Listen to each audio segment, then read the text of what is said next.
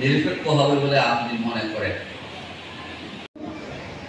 বেশিরভাগ ধরে নেবেন ওই দিকে আসন যতটাই দিক না কেন এইগুলো জেতানোর নাম হচ্ছে অন্তর্বর্তীকালীন নিরপেক্ষ সরকার। অবশ্যই স্মরণ করে কাজ করবো ইনশাআল্লাহ। মেহমান সুস্থতার সাথে দিনের এই গুরুত্বপূর্ণ দায়িত্ব পালন করার তৌফিক দান করুন। ঝাঁপিয়ে পড়তে হবে এবং প্রত্যেকটি ভোটারের কাছে আমাদেরকে যেতে হবে।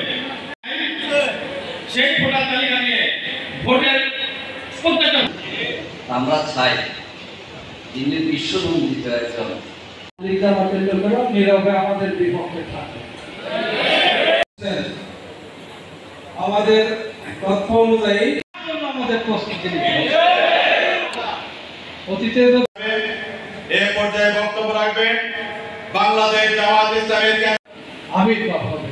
জামাত ইসলামী ছাড়া এই দেশে কেউ এখন নির্বাচন আমাদের দোরগোড়ায় সম্ভব হয়। ভবিষ্যতের সংগঠন যদি বেশি সংখ্যায় আপনার এখানে পার্লামেন্টে কথা হলে এই জামাত ইসলামীর কর্মী আদর্শ অন্য কোনো সংগঠনের কাছে নাই।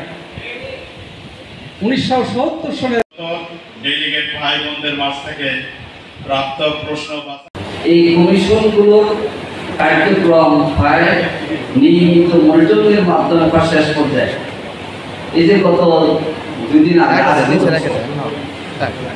ঐক্যমত্য কমিশনের সাথে রাজনৈতিক দলগুলোর মত বিনিময় লক্ষ্য করেছেন কিনা? রাজনৈতিক সংস্কার পিছিয়ে নেই কিন্তু,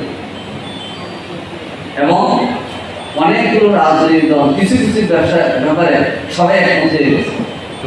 রাজনৈতিক দলের মতো বিগত থাকি আমরা ইসলাম কায়েম করতে চাই, তো কেউ ইসলাম নয় অন্য আদর্শ কায়েম করতে চাই, কিন্তু ভিন্নত থাকে। কিন্তু এখানে সংস্কার কমিশনের সাথে আরো যে বিষয়গুলো এখনো কার্যক্রম শেষ নেই, আমরা আশা করি শেষ হবে, এবং এই মৌলিক এই সংস্কারের মধ্য দিয়ে বাংলাদেশের নতুন বাংলাদেশ গঠনে মানুষের যে আকাঙ্ক্ষা, ছাত্র জনতার যে আকাঙ্ক্ষা, এটা একটা প্রতিফলন ঘটবে ইনশাআল্লাহ। নির্বাচনের জোট নিয়ে আপনারা কতদূর গিয়েছেন?